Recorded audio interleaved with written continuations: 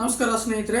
ಮೊನ್ನೆ ಮಂಡ್ಯದಲ್ಲಿ ನಡೆದಿರ್ತಕ್ಕಂಥ 87ನೇ ಅಖಿಲ ಭಾರತ ಕನ್ನಡ ಸಾಹಿತ್ಯ ಸಮ್ಮೇಳನದಲ್ಲಿ ಕೆಲವೊಂದಿಷ್ಟು ಜನರ ಮಾತುಗಳು ಏನು ಅಂತಂದ್ರೆ ತುಂಬಾ ಖಡಕ್ ಆಗಿತ್ತು. ಸೊ ಆ ವೇದಿಕೆಯೊಳಗಡೆ ಭಾಳಷ್ಟು ಏನು ಅಂತಂದ್ರೆ ಖಡಕ್ಕಾಗಿ ಮಾತನಾಡಿರ್ತಕ್ಕಂಥ ಪ್ರಮುಖರು ಅಂತಂದ್ರೆ ಒಂದು ಮುಖ್ಯಮಂತ್ರಿ ಚಂದ್ರುಗಳು, ಎರಡು ವಿ ನಾಗೇಂದ್ರ ಪ್ರಸಾದ್ ಮತ್ತು ಬಸವರಾಜ್ ಹೊರಟ್ಟಿಯವರು. ಈ ಮೂರು ಜನರ ಮಾತುಗಳು ಹೆಂಗಿದ್ದು ಅಂತಂದ್ರೆ ನಿಜವಾಗ್ಲೂ ಆ ಕನ್ನಡ ಸಾಹಿತ್ಯ ಸಮ್ಮೇಳನದ ವೇದಿಕೆಗೆ ಒಂದು ಗೌರವವನ್ನು ತಂದು ಕೊಡ್ತಕ್ಕಂಥ ರೀತಿಯೊಳಗಡೆ ಆ ಮೂರು ಜನರ ಮಾತುಗಳು ಇದ್ದು. ಬನ್ನಿ ಹಾಗಾದರೆ ಆ ಮೂರು ಜನರು ಹೇಳಿರ್ತಕ್ಕಂಥ ವಿಚಾರಗಳು ಏನು ಅಂತಕ್ಕಂಥದ್ದನ್ನು ಇವತ್ತಿನ ವಿಡಿಯೋ ಒಳಗಡೆ ನೋಡೋಣ. ಮೊದಲನೇದಾಗಿ ಮುಖ್ಯಮಂತ್ರಿ ಚಂದ್ರು ಯಾವುದೇ ಮುಲಾಜಿಗೆ ಒಳಗಾಗದೆ ಸರ್ಕಾರವನ್ನು ತರಾಟೆಗೆ ತೆಗೆದುಕೊಂಡರು.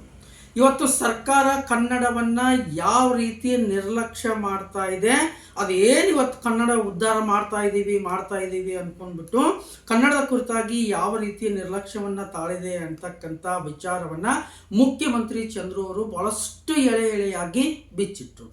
ಸೊ ಇವತ್ತು ಕನ್ನಡ ಮಾಧ್ಯಮದೊಳಗಡೆ ಪ್ರಾಥಮಿಕ ಹಾಗೂ ಮಾಧ್ಯಮಿಕ ಶಾಲೆಗಳಲ್ಲಿ ಸುಮಾರು 60,000 ಶಿಕ್ಷಕರ ಹುದ್ದೆಗಳು ಖಾಲಿ ಇದ್ದಾವೆ. ಮೊದಲು ಇದನ್ನು ಭರ್ತಿ ಮಾಡಿರಿ. ಮಾಧ್ಯಮದೊಳಗಡೆ ಏನು ಅಂತಂದ್ರೆ ಶಿಕ್ಷಕರನ್ನ ಇಲ್ಲ ಅಂದಮೇಲೆ ನೀವೇನು ಕನ್ನಡವನ್ನು ಉದ್ಧಾರ ಮಾಡ್ತೀರಿ? ಯಾವ ವಿಚಾರಕ್ಕೆ ಕೇಳಿದ್ರು ಏನು ಅಂತಂದ್ರೆ ದುಡ್ಡಿಲ್ಲ ಅಂತಕ್ಕಂಥ ರೀತಿಯಿಂದ ಹೇಳ್ತಕ್ಕಂಥ ಸರ್ಕಾರದ ಕುರಿತಾಗಿ ಏನು ಅಂತಂದ್ರೆ ಮುಖ್ಯಮಂತ್ರಿ ಚಂದ್ರು ಅವರು ಭಾಳಷ್ಟು ಏನು ಅಂತಂದ್ರೆ ಕಟುವಾಗಿ ಟೀಕಿಸಿದ್ರು. ಇರ್ತಕ್ಕಂಥ ವಿಚಾರವನ್ನು ಹೇಳಿಕೊಳ್ಳಲಿಕ್ಕೆ ಯಾರ್ದೇನು ಭಯ, ಸರ್ಕಾರದ ಯಾವುದೇ ಮುಲಾಜಿಗೆ ಒಳಗಾಗ್ತೇವೆ. ಮುಖ್ಯಮಂತ್ರಿ ಚಂದ್ರು ಅವರು ತಮ್ಮ ವಿಚಾರಗಳನ್ನು ಭಾಳಷ್ಟು ಏನು ಅಂತಂದ್ರೆ ಅದ್ಭುತವಾಗಿ ವ್ಯಕ್ತಪಡಿಸಿದ್ರು. ಬಹುಶಃ ಎಲ್ಲ ಕೇಳುಗರಿಗೂ ಸಹಿತ ಏನು ಅಂತಂದ್ರೆ ಅವರ ಮಾತುಗಳು ತುಂಬಾ ಇಷ್ಟ ಆಗ್ಬೋದು. ಅದ್ರ ಜೊತೆಗೆ ಏನು ಅಂತಂದ್ರೆ ಬಸವರಾಜ್ ಹೊರಟ್ಟಿಯವರು ಮಾತನಾಡಿ ಕೇವಲ ನಾವು ಸಾಹಿತ್ಯ ಸಮ್ಮೇಳನವನ್ನು ಮಾಡ್ತಾ ಹೋದ್ರೆ ಮಾತ್ರ ಏನು ಅಂತಂದ್ರೆ ಯಾವುದೇ ರೀತಿಯಾಗಿರ್ತಕ್ಕಂತಹ ಪ್ರಯೋಜನಗಳಿಲ್ಲ.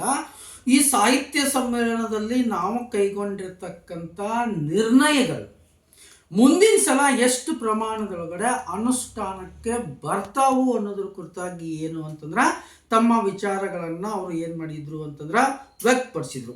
ಅದ್ರ ಜೊತೆಗೆ ಕನ್ನಡ ಸಾಹಿತ್ಯ ಪರಿಷತ್ತಿನ ರಾಜ್ಯಾಧ್ಯಕ್ಷರಾಗಿರ್ತಕ್ಕಂಥ ಮಹೇಶ್ ಜೋಶಿ ಅವರಿಗೆ ನೇರವಾಗಿರ್ತಕ್ಕಂಥ ಒಂದು ಮಾತನ್ನು ಹೇಳಿದರು ಬಸವರಾಜ್ ಹೊರಟ್ಟಿಯವರು.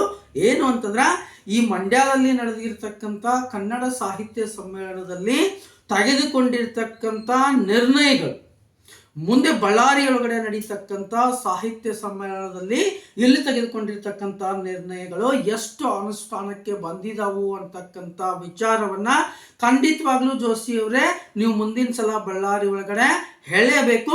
ಒಂದು ವೇಳೆ ಅವು ಏನು ಅನುಷ್ಠಾನ ಎಷ್ಟು ಆದ್ವು ಅಂತಕ್ಕಂಥದ್ದನ್ನು ಹೇಳದೆ ಹೋದ್ರೆ ನಿಮ್ಮ ವಿರುದ್ಧವಾಗಿ ನಾನು ಭಾಷಣ ಮಾಡಬೇಕಾಗುತ್ತೆ ಅಂತಕ್ಕಂಥ ಎಚ್ಚರಿಕೆಯನ್ನು ಕೂಡ ಏನು ಮಾಡಿದ್ರು ಅಂತಂದ್ರೆ ಬಸವರಾಜ್ ಹೊರಟ್ಟಿಯವರು ಕೊಟ್ಟರು.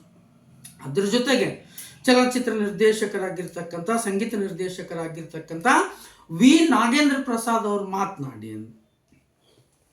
ಕಿರುತೆರೆ ಚಲನಚಿತ್ರ ಅದ್ರ ಜೊತೆಗೆ ಏನು ಅಂತಂದ್ರೆ ರಂಗಭೂಮಿ ಈ ವಿಚಾರಗಳ ಕುರಿತಾಗಿ ಬಹಳಷ್ಟು ಏನು ಅಂತಂದ್ರೆ ಅದ್ಭುತವಾಗಿರ್ತಕ್ಕಂಥ ವಿಚಾರಗಳನ್ನು ಏನು ಮಾಡಿದ್ರು ಅಂತಂದ್ರೆ ನಾಗೇಂದ್ರ ಪ್ರಸಾದ್ ಅವರು ಹಂಚ್ಕೊಂಡ್ರು.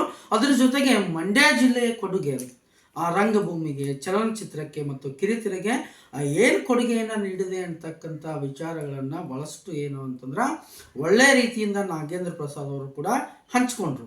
ಒಟ್ಟಾರೆಯಾಗಿ ಮುಖ್ಯಮಂತ್ರಿ ಚಂದ್ರು ಅವರು, ಬಸವರಾಜ್ ಹೊರಟ್ಟಿಯವರು, ವಿ ನಾಗೇಂದ್ರ ಪ್ರಸಾದ್, ಅದ್ರ ಜೊತೆಗೆ ಇನ್ನೇನಾದರೂ ನಾನು ಯಾರಾದರೂ ಚೆನ್ನಾಗಿ ಮಾತಾಡಿದ್ರು ಅಂತೇಳಿ ಪ್ರಸ್ತಾಪ ಮಾಡಬೇಕು ಅಂತಂದರೆ ಅದು ಪ್ರೊಫೆಸರ್ ಕೃಷ್ಣೇಗೌಡ. ನಿಜವಾಗ್ಲೂ ಈ 4 ಜನರ ಮಾತುಗಳು ಮಂಡ್ಯದಲ್ಲಿ ನಡೆದಿರ್ತಕ್ಕಂಥ ಸಾಹಿತ್ಯ ಸಮ್ಮೇಳನದ ವೇದಿಕೆಗೆ ಒಂದು ಗೌರವವನ್ನು ತಂದುಕೊಟ್ಟು ಅದ್ರ ಜೊತೆಗೆ ಆ ಮಾತುಗಳು ಕೇಳ್ತಕ್ಕಂಥ ರೀತಿಯೊಳಗೂ ಕೂಡ ಏನು ಅಂತಂದ್ರೆ ಇದ್ದು. ಸೊ ಇಷ್ಟು ಹೇಳ್ತಾ ಈ ನನ್ನ ಮಾತುಗಳನ್ನು ಮುಗಿಸ್ತೇನೆ. ಧನ್ಯವಾದ.